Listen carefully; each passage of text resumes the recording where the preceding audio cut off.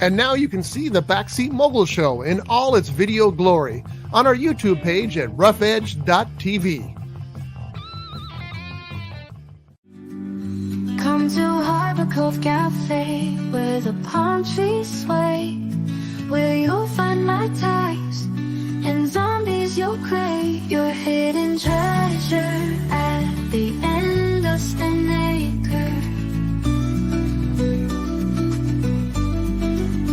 Tropical libations, feel the island vibrations. Taste the flavors that delight in our paradise of the night. Sip on sunshine in your cup, life's a breeze, so drink it up. Harbor Cove Cafe, where the aloha stays. Your perfect getaway at the end of the bay.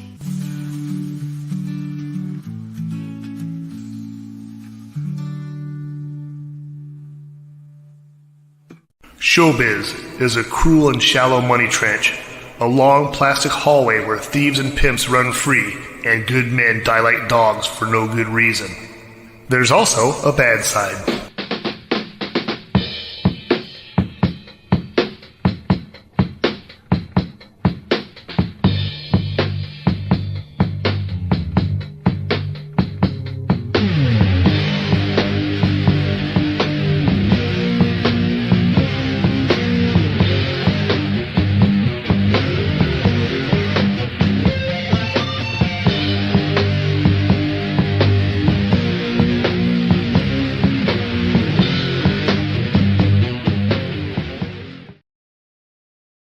This is the Backseat Mogul Show, live here on Rough Edge FM. I am R. Scott Bolton. I am the Backseat Mogul. Is this better? I guess it is. We'll leave that on.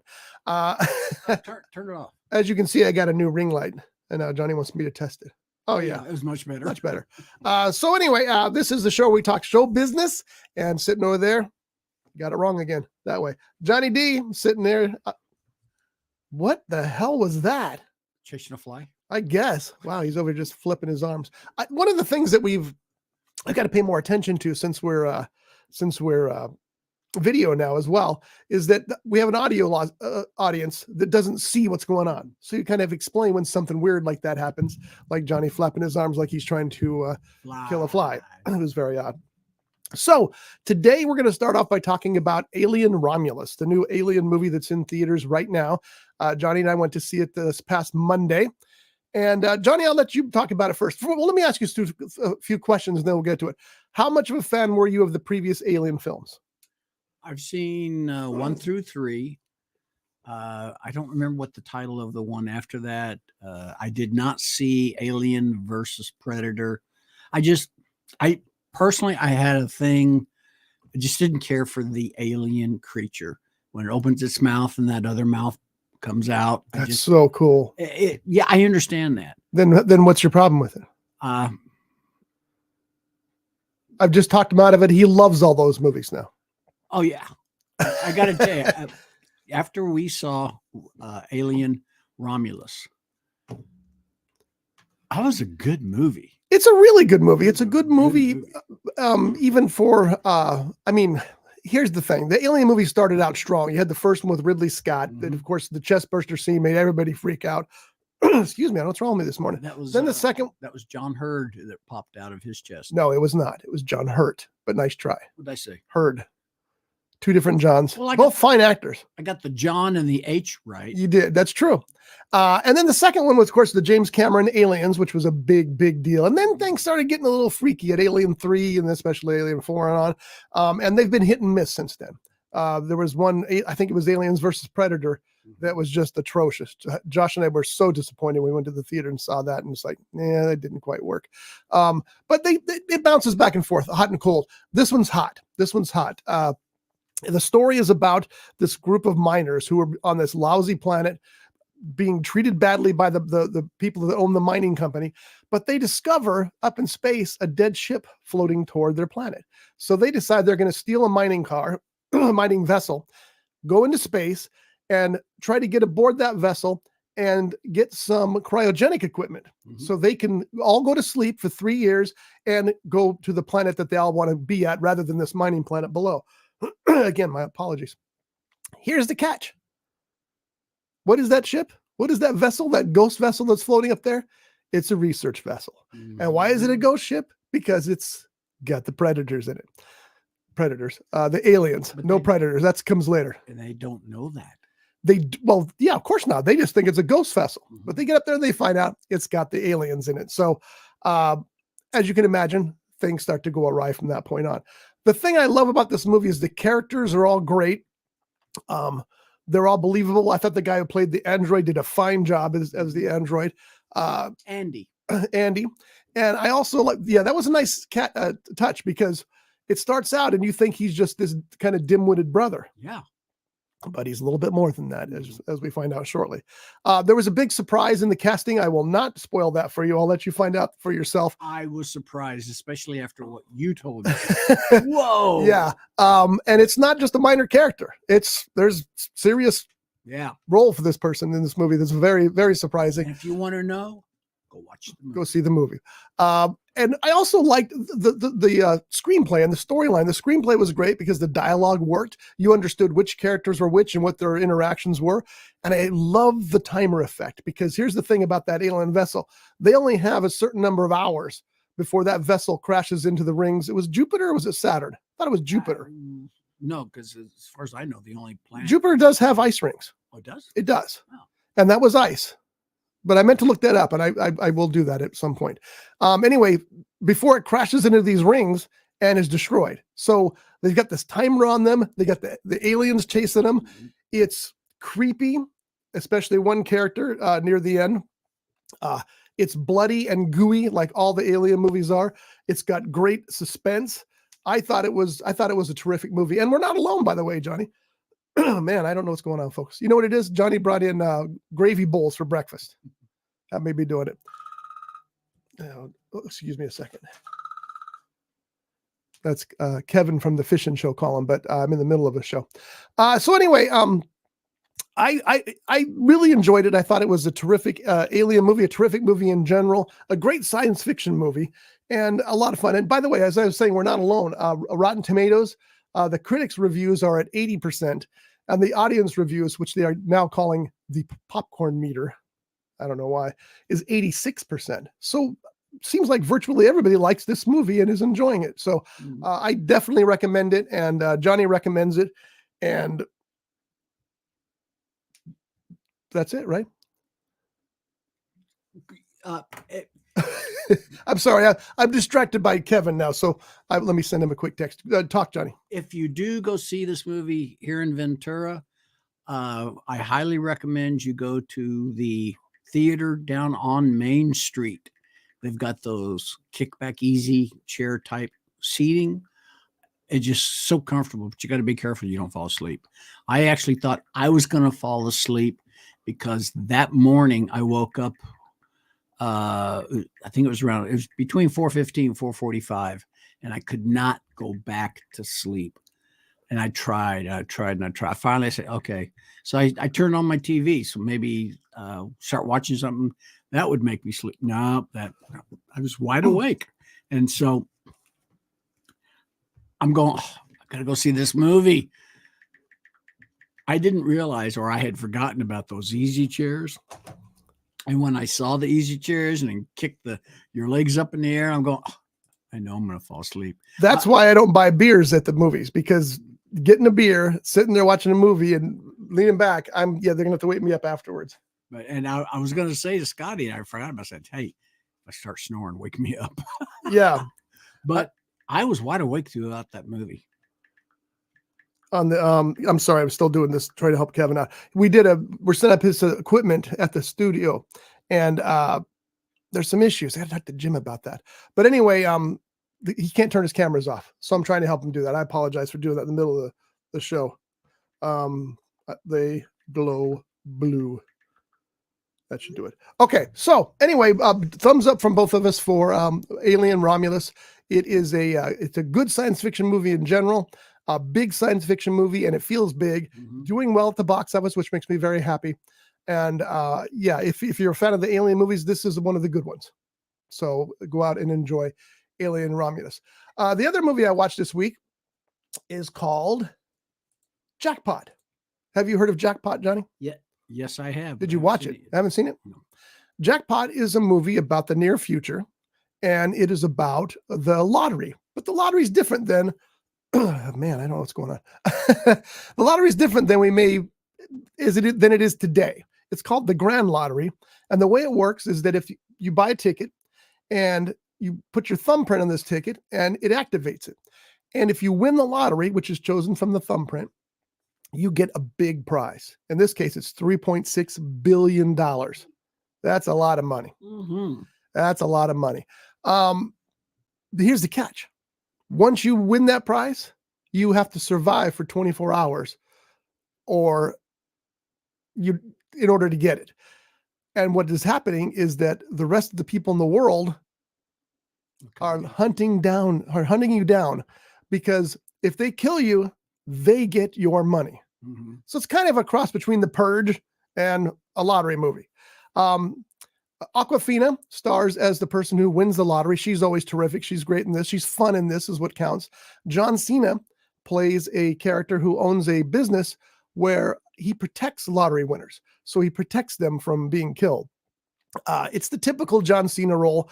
And as good as Awkwafina is in this movie, and she is, I just love John Cena. This guy just gets better and better with his hangdog face and his kind of his humility, something that most action stars don't have. It's terrific. And he's having a blast in it. She's having a blast in it. It's not a good movie. You know, when it's all done, it's like, okay, it's just, that was a fun piece of trash. And that's okay. It's one of those movies, you don't mind that it's candy. That's a better word than trash. Candy. Mm-hmm. It's just candy. And candy movies are fun. And this is one of those candy movies. I really enjoyed it a lot. And yeah, I think that most people will as well, even though right now the Internet Movie Database is sitting at 5.8. So, you know, maybe they're not liking it as much as I did, but I really enjoyed it. And I'm glad I got to see it. We're going to do our new segment here in a second. While we wait for that, let me... I got to upload the video, but I'm really prepared today, folks. I got this croaky voice. I got Kevin on the other line, and I'm trying to do all this stuff. But let me upload this new video theme that we got. Hopefully it's there, because if it's not, I'm going to be very disappointed. I get everything else ready. Do I get to headbang like I was doing? God, I hope not. Johnny, did you see anything that you want to talk about? Anything you watched on television or anything?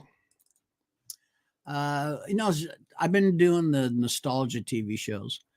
I got to watch the first 2 seasons of the original CSI, Crime Scene Investigation.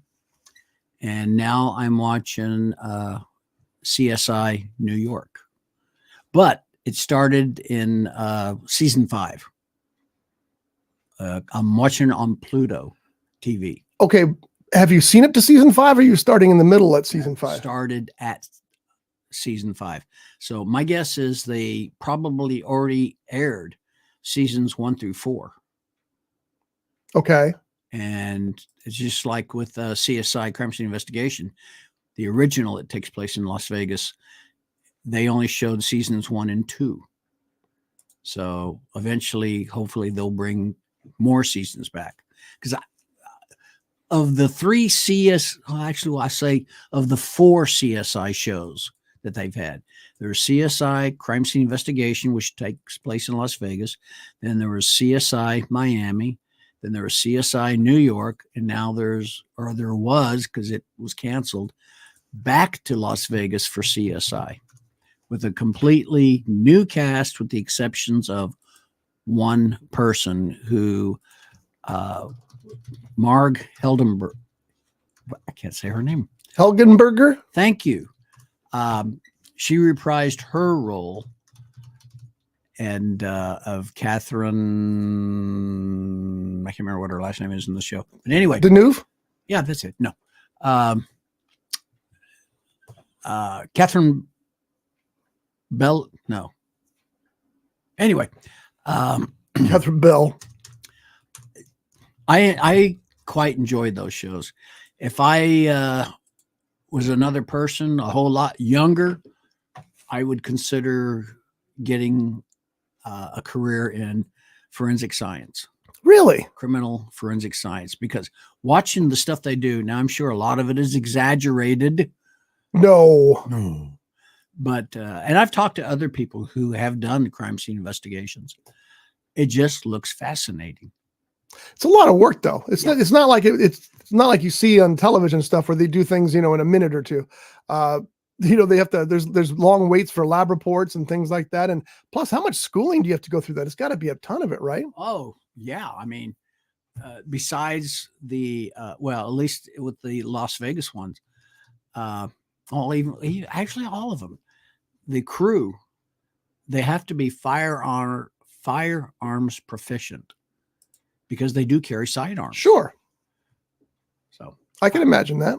anyway, yeah, I'll probably even start watching Crime Scene Miami, CSI Miami.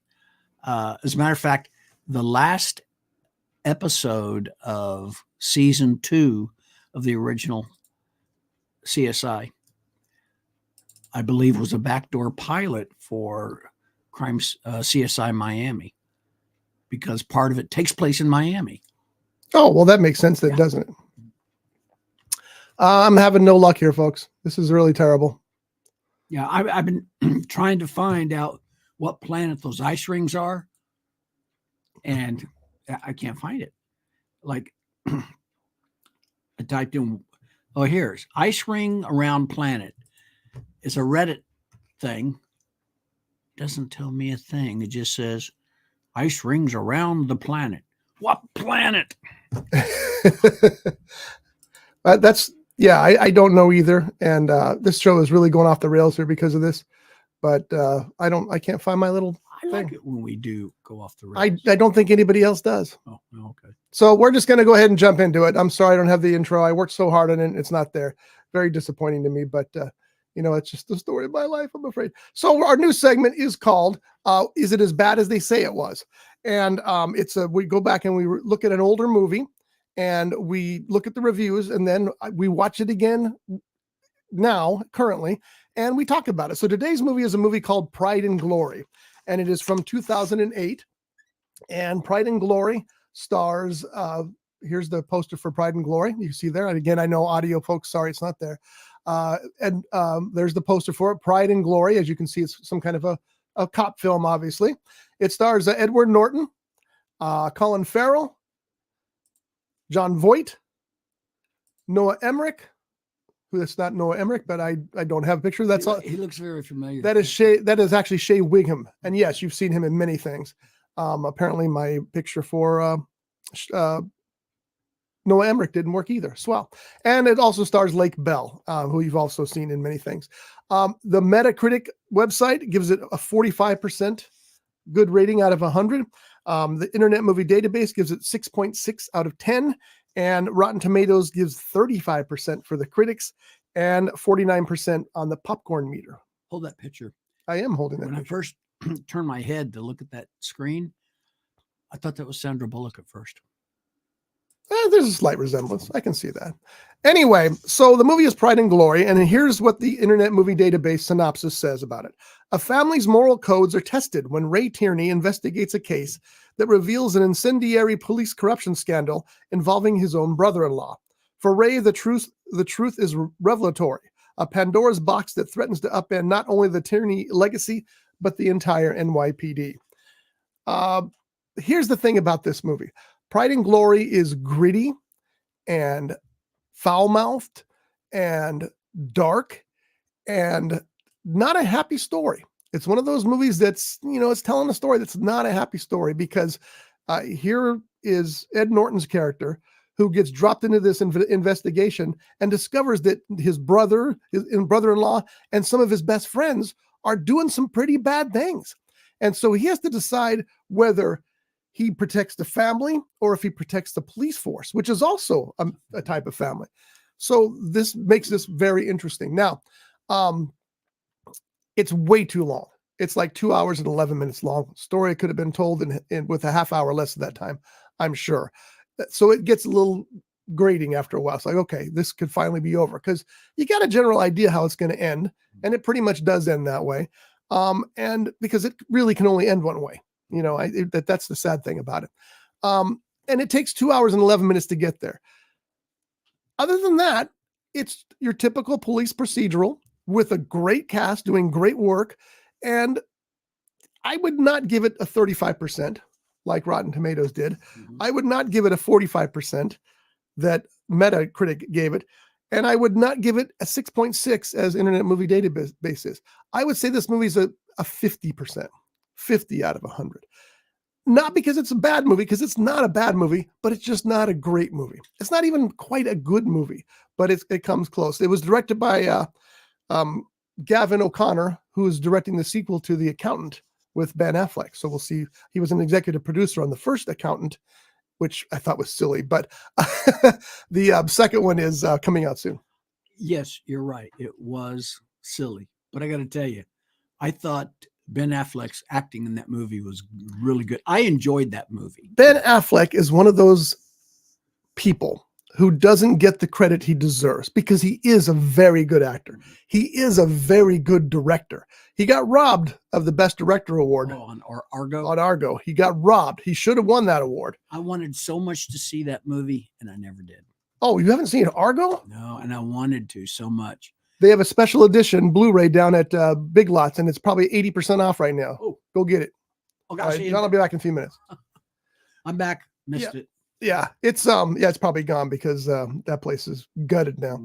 Anyway, Pride and Glory, if you can find it, I watched it on HBO, I think, and it was actually quite entertaining. And it's not great, it's not horrible, but it's better than they say it was. So that would be our rating. It's better than they say it was. You would give it you said a 50%? A 50, yeah, 50 out of 100, and that's pretty good. All right, so let's take a look and see what's going on with the box office this week. What's the number one movie, Johnny? My guess is it's still going to be Deadpool and Wolverine. And you would be correct. It is Deadpool and Wolverine. It switched because last week it was Alien Romulus, which is still doing well, but doesn't have the legs that Deadpool obviously has. It was the first week for that movie too, so maybe that's why it took the first week. Oh, I'm sure of it. Yeah, I'm sure of it because all the fans wanted to go see it, and they did apparently. Let's see what the Rotten Tomatoes is for this movie here. So the movie that was the big bomb this weekend was obviously The Crow, the second remake, right? I don't know. I've lost. Wasn't there also a TV series, The Crow? You know what? The Crow never really interested me that much. It was one of those series that just didn't hook me. Right now, The Crow is sitting at 21% on the Rotten Tomatoes with a 65% popcorn meter, which is again the new audience rating. So the audience is enjoying it better than critics are. So Johnny and I are thinking about going to see that this week, so we might go check that out and we'll get back to you. Here's the critics' consensus according to Rotten Tomatoes. Dreary and poorly paced, this reimagining of The Crow doesn't have enough personality or pulse to merit the resurrection.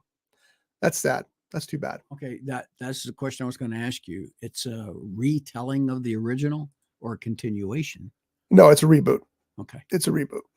And that might be part of the problem too, is like, how many times do we have to sit there and watch, that's like, they keep telling the Superman story. And every time they switch Superman actors, you got to hear the origin story again. Trust us. We know the origin story of Superman.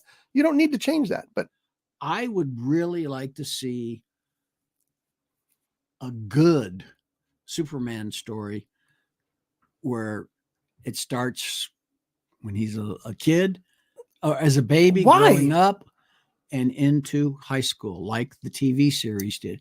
But well, that's my whole point. Screen. Why would you want to do that? We've seen that 15 times. We don't need to see anymore. They've told us everything they can possibly tell us about Clark Kent's / Superman / Kal-El's life. We don't need it anymore. We've got it. You and I understand that. But look at all these Johnny, what do they call it's not you and I. Z people, it's not you and I who are watching the Superman series on CW. It's them. They know. Everybody knows. You don't need to tell it anymore. We're past the point where every time there's a Spider-Man movie, we got to see that radioactive spider bite him.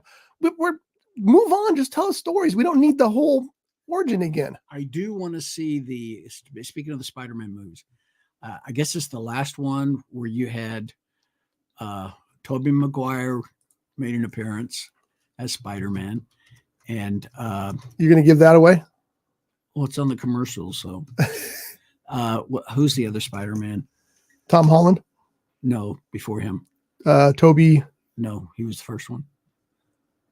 There was Tobey Maguire, who did 2 or 3. His replacement was the guy who was in Heartbreak Ridge.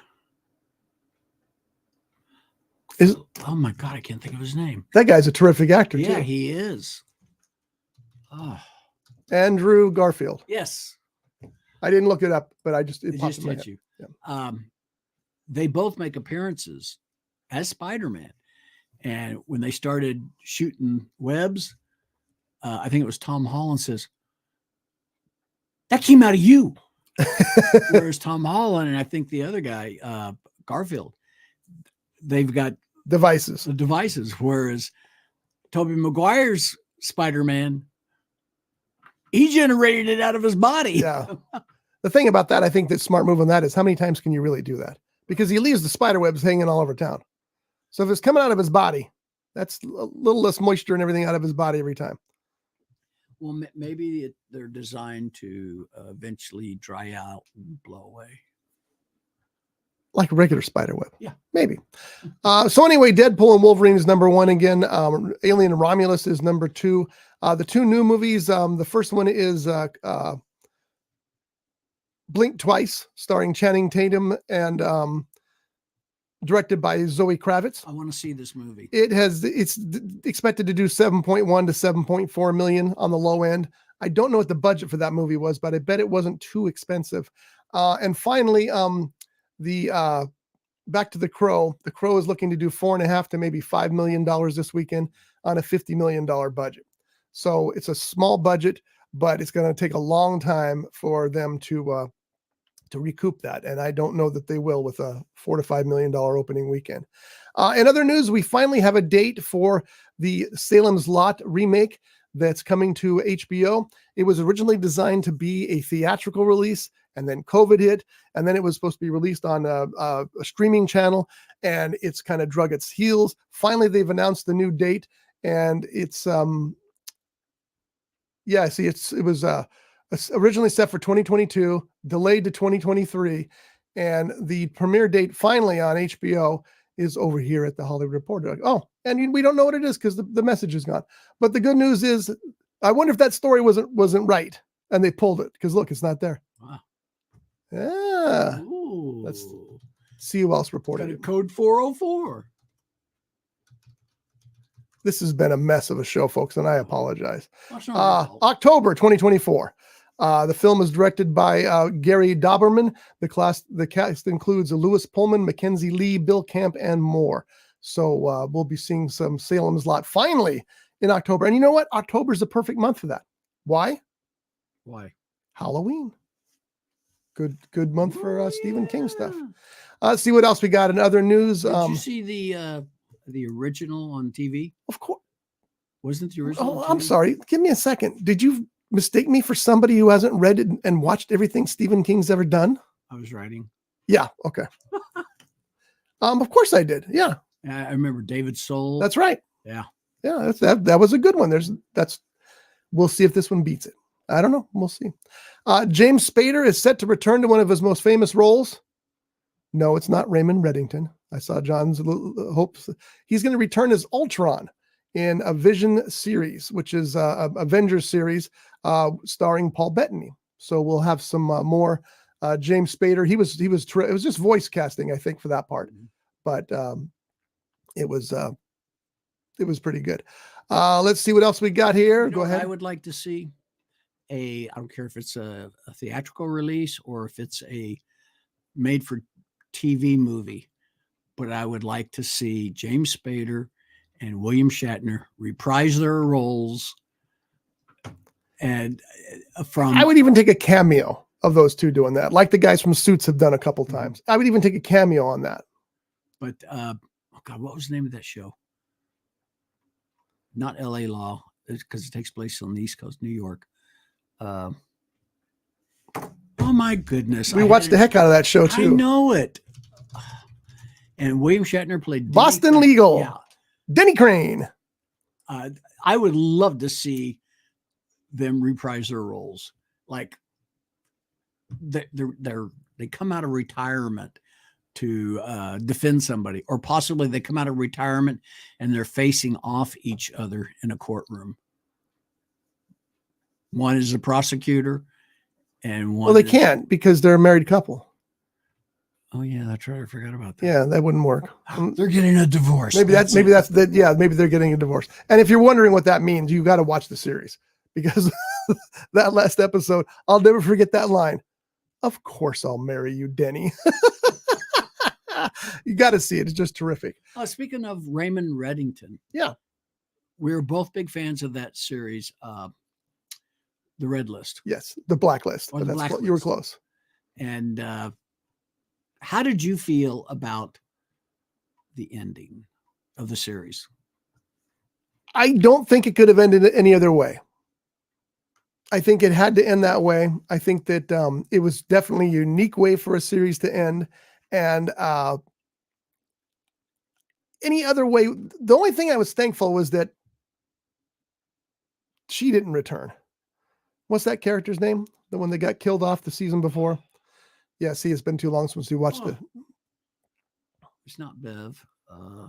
Anyway, I thought for sure she was going to make a return, and I didn't like her character. The thing I didn't understand about any of the Blacklist is why all these people treated her like she was the Mother Mary, the Holy Mother.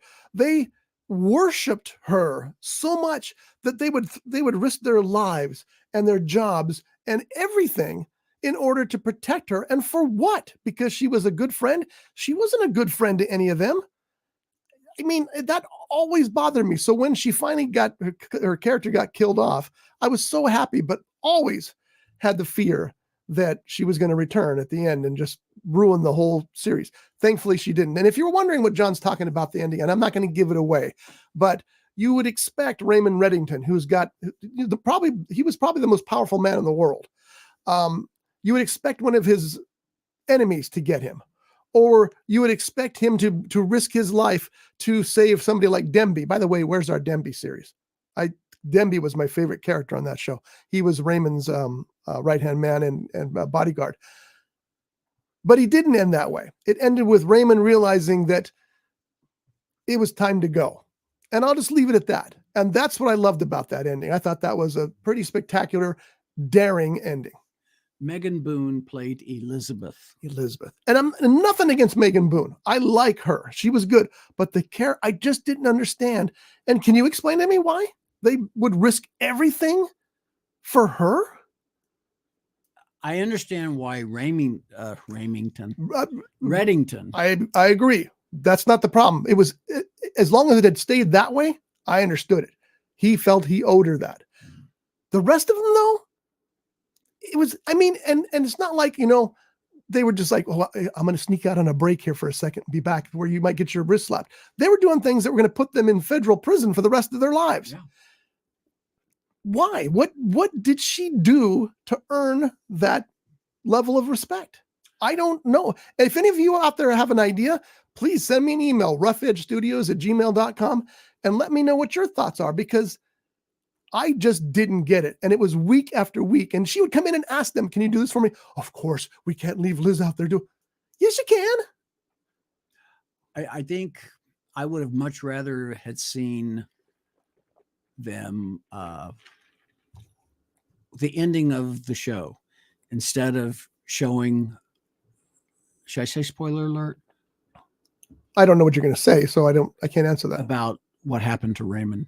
Yeah, don't give that away. Okay. No. I mean, I know everybody's probably seen it, who's going to see it, but just in case. I would have much rather had seen, you see the look on his face, you hear the sound of the other thing, and then it fades to black. I did not want to see the aftermath. That way it would make me think he's coming back. But I didn't want to think again, that. He might be coming back. I don't think so. I think it's done. And about time. I had no problem with that. I loved his A character. couple of things we got to get through quickly here. The TV series Evil has just come to an ending. It was terrific all the way through. Loved every minute of that show from the beginning to the end. The cast was terrific. I'm hoping and praying. Well, actually, I've read something, but I'm hoping and praying that maybe we'll get an Evil movie. But now the rumor is that other networks are hovering, and maybe even the Netflix, which is it's on Paramount Plus now. And there may be another season of Evil coming up after all. So we'll see what happens. But if you haven't seen Evil, Paramount Plus, and it's terrific. I just want people to know that for those of you who are interested in Yellowstone but didn't get to watch it because it was on Paramount Plus, I don't know if it's the first 4 seasons or first 4.5 seasons are going to be streaming on one of the free networks. And I can't remember which one it is. It's either Pluto TV or it might be on Samsung TV, or maybe it's on Netflix or Prime Video. But I saw that. I'm going, oh, that's going to be good. But then again, there's a lot of speculation that Costner will be returning to that show, Yellowstone. Yeah, I see. I'm one of the few people on the planet who wasn't a fan of that. I got to a married couple, some friends of mine, asked me to house sit and pet sit for them. Actually, it was more like I house sat and the puppies human set me. And I binge watched those 4.5 seasons. I did not get a lot of sleep. Yeah, I know. Shelly and I keep talking about going back and rewatching it because we watched the first season and we decided not to watch any more seasons because there were big plot holes. I mean, plot holes so big you could drive a truck through them and other things. And it's just Dynasty with cows. It really is. Or Dallas with cows. And that's fine because, we watched Dynasty. We watched some of Dallas. We watched all of the new Dallas, which was even funnier. I never saw any of the new Dallas. Oh, it was pretty good. I mean, it's a soap opera, which is exactly what Yellowstone is. It's a soap opera, and that's okay. But it just, there's other things I want to watch, like Evil. So we watched Evil instead. But we'll get back to it. All right, we got to close out here because we got 2 things we got to get done. Mm-hmm. So let's get those done. First of all, drum roll. We got you a gift. Oh, I know I should have given you that at the beginning of the show so you could have eaten your scramble with it, but I forgot. So, oh, Scott, I'm doing this, and I looked up and go, "That's not me." No, it's not. There, we'll get rid of that. Now you can. This is some good stuff. Can they see it? There you go. Johnny's got some Pace Ghost Pepper Habanero.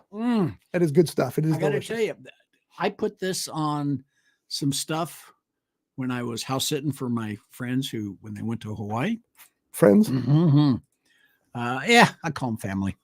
And, so good. And I couldn't find it in the stores that I go to. I was going to the wrong store.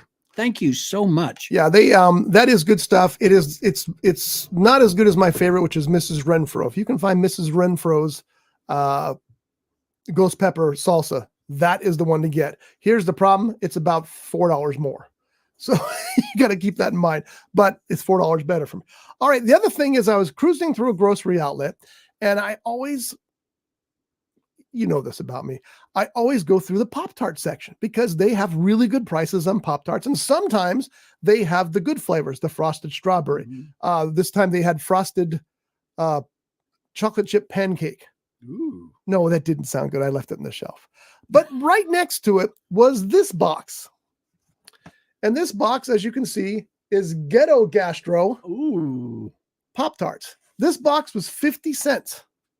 And you only got one? And I only got one. What if it's bad? Oh, you don't know. Too. That's true. So let me tell you a little bit about Ghetto Gastro. Ghetto Gastro's got a story to tell about resilience, innovation, and creativity. Inside this package is a culinary experience designed to elevate your plate. It says plate. I thought it meant palate. Transmit knowledge and celebrate community. We're bringing the Bronx to the world and the world to the Bronx. Now, these are fully cooked. We're not going to toast them because we don't have time. We're just going to eat them out of the box. But this is a very interesting box because how many packs are in here, Johnny? If this was Pop-Tarts, how many packs would you think were here? 4 to 6, or maybe 3 to 4. Yeah, because here's the box is thick. You know, it's got the nutrition facts on the side it has, but it doesn't tell you how many pastries are in there. So that's the first thing we're going to see. The second thing we're going to see is they rave about how much real fruit they use in their pastry.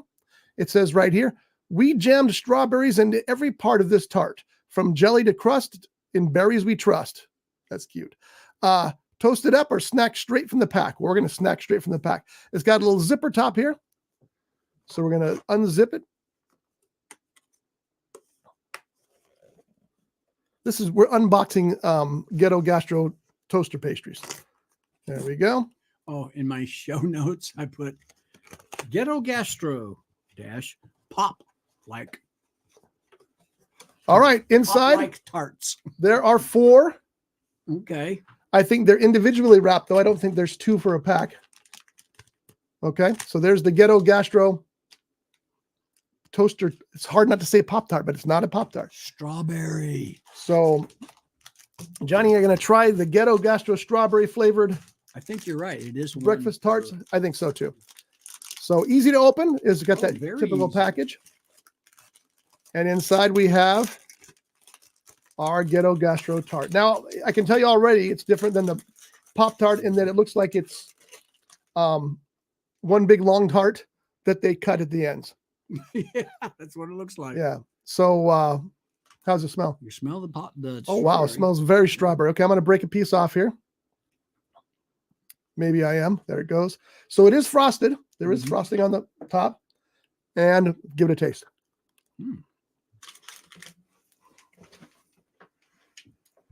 I'm going to say not bad. I don't think I'd want to toast this. You certainly don't have to because it's crispy. Yeah. And the strawberry flavor is pretty big. Yeah. What do you think? I think for 50 cents, I got a deal. You're going to go buy another box? No, I'm not, because there's no more. Oh. I went by there yesterday. They were all gone. Yeah, that's a pretty tasty little, I mean, you know, I love Pop-Tarts. There's the new bundt cake Pop-Tart, which I'm going to get today. But this is decent. This is a good, solid toaster pastry. Speaking of Pop-Tarts. I wonder if you toast it, if it leaks, though. Oh. Because the ends aren't pinched. Anyway, once again, Ghetto Gastro toaster pastries. They have many flavors. You can find them online, Ghetto Gastro. And Johnny and I both give this a good big thumbs up. Oh, yeah. Yeah. Speaking of Pop-Tarts, I don't know for how long, but Nothing Bundt cake. You mean what I literally just said seconds ago? Did you say? Yes. That's. I'm going to go get my bundt cake. Yes. Well, I didn't hear bunt. I mean, I'd have said bunt, but you should have known. Okay. I liked it. Oh, did you get it? Mm-hmm. Tell us. There's a mini bunt or a mini Pop-Tart, strawberry Pop-Tart on the very top that, you know, after they frost it, they stick it in the top. And I think there's a couple of different pieces or mini Pop-Tarts that are on the bottom. But I liked it. It was good. Oh, I'm looking forward to trying that. So that's the Kellogg's Pop-Tart working with Nothing Bundt Cakes. And this is, again, the Ghetto Gastro. So check them out. I don't know what this pack's usual price is. I doubt it's 50 cents. But I got a bargain on that. That's for darn sure. And you got this where? Grocery Outlet, of course. Or as my son calls it, Gross Out. It's got a loving nickname. What else we have for today, but because we had the Pop-Tarts, we didn't get to these. We didn't have Pop-Tarts. We had Ghetto Gastro. The Ghetto Gastro. Toaster pastries. Toaster pastries. And I like to call it the Pop-like tarts. Bagels. They look like regular plain bagels, but these have that Hawaiian bread taste and feel to them. That's interesting. They're Hawaiian bagels, right? That's what they call them. And these are fresh. You can feel how fresh they are. I'll be taking one of those home. They're great toasted. I got to tell you, they're great untoasted. I mean, you could eat it right now, right out of the bag. It's so good. And we just might. But anyway, I don't know how this became the breakfast food show today, but it sure did. But that's okay. Well, when you look at number one on the this show notes, good morning, breakfast from Winco. At other places, grocery outlet, etc. All right, folks, thanks for putting up with us today. I know it was kind of a shoddy show. I don't know what happened, but it was just kind of weird. But we got the information out there. We hope you had a good time. Pick up your ghetto gastro if you get a chance. Watch Pride and Glory if you get a chance. It's not as bad as they say it is. Now, go to your local theaters, especially your mom and pop theaters. Walk in, you sit down before you go in, get a tub of popcorn or a hot dog, especially if you're at the Sixplex here in Ventura, the Buenaventura 6. Did I share my hack on the show here? I don't think I did. No, you didn't. So what you do is you get your tub of popcorn from the snack counter. Of course, you ask for butter, and they put the butter on the top, right? Sometimes they put butter in the middle, but mostly they just put butter on the top. And in a big bucket, it takes that butter forever to soak on through, right? So here's the hack. Take a straw, put it in the middle of your popcorn all the way to the bottom. Take it over to the butter machine, because the place in Ventura has butter machines out there. Put the straw under the butter machine. Push the button. The butter pumps through the straw into the bottom of the popcorn. Then you can shake it up, and you got popcorn butter all the way through. It's not a health tip. That's a snack tip. There's a difference. And you know where else you should go to? Well, first of all, the theater should have more than one hot dog. Oh, yeah. Oh, and like I said, if you go to the Regency Buenaventura Sixplex, they have the Eisenberg. Those are good dogs. Yeah. Now, I don't know what the theater on Main Street downtown has. That was also a good dog. Yeah, we went there to see Alien, and we were both going to get hot dogs, but they only had one. Oh. But I bought John's tickets, so I got the hot dog. Speaking of hot dogs, do you like ballpark hot dogs? They plump when you cook them. Guess who's got bun length beef? You hot lost me dogs at on beef. sale. I just want my usual hot dog. I got to tell you, the ballpark all beef, no fillers hot dogs, they're on sale. The bun length ones at become a food show. Winco. And I'm telling you, they're good. I fixed mine the other night in the microwave, and what I did is I took 2 dogs out of the pack, wrapped each one separately in a paper towel, put it in a microwave safe bowl, and then I poured a little bit of water on the wrappings, and I nuked it for, I think it was 2 minutes. I didn't realize it was going to become a cooking show. They came out so good. And then I opened up a can, took them out of the wrappings that I made. And then I opened up a can of spicy, hot, refried beans, Rosarita or Rosararia, whatever it's called. Rosarita. And mix that all up. There's hardly any jalapeno flavor to those beans. I know. I've been disappointed a couple times. That's why you have to add. Yeah. Which is what I did. I added cayenne pepper. I love cayenne pepper. And then I nuked it. Man, that was so good. That sounds good. Normally what I would do is I would eat half of all that. No. I hate those. This really is a showbiz show. We just happened to twist into food. And he's got more. What I was going to say, people, once this show is over, go back to your computers, go to Amazon.com, look up R. Scott Bolton, author, and get his latest book that has been released, which is called Death and the Mogul. And there's a plethora, I love that word, don't know what it means. Or don't know how to say it either, but it's okay. Of R. Scott Bolton books. There's 8. There's 8 of them, hopefully soon to be. There will be 9's coming soon. How's the reading on that? Are you almost done? No, it's in my car, and every time I'm getting ready to start, something comes up. Anyway, order these books. Look how fast he dismisses that. No, that's okay. No. I tell you what, Scotty and Shelley's anniversary is this weekend. Tomorrow. So give Scotty an anniversary present. order and buy his books and read them. That will help me get my wife some flowers. Keep them for yourself, though. You're going to love these books. They run the gamut from the science fiction to fantasy to possibly everyday life in the life of private investigators. Private detective, mystery novels. That's where I was looking for, Mr. They're good. They are really good. I have read every one that Scotty has written and released. And I'm in I was going to say the middle of the latest, but no, I'm only on the first or second, maybe third chapter. You're running out of time. I got to get that published. I know it. I'm still waiting for you to publish the last one that I. No, that's got work done. I need to make some structural changes to that. That's a good one. Thank you for that, but it needs to get some fixing done. Again, apologies for today's shoddy show. It was just a weird one, but we got through it. We learned that Pride and Glory is not as bad as they say it is. We learned that the ghetto gastro toaster pastries are pretty good. We learned that the Winco breakfast bowls are pretty good. Mm-hmm. We learned a little bit about show business, and we learned it's very hard to get John to shut up. So we'll see you next week, folks. Thank you for listening, and we'll talk to you then. Hey, have a wonderful rest of your weekend, and do what it is that you do. It's not bad advice. Bye. Brought to you by The Grape, Ventura County's premier jazz venue and cocktail lounge, located at 2733 East Main Street in Ventura. For menu and music schedule, visit them online at thegrape.club.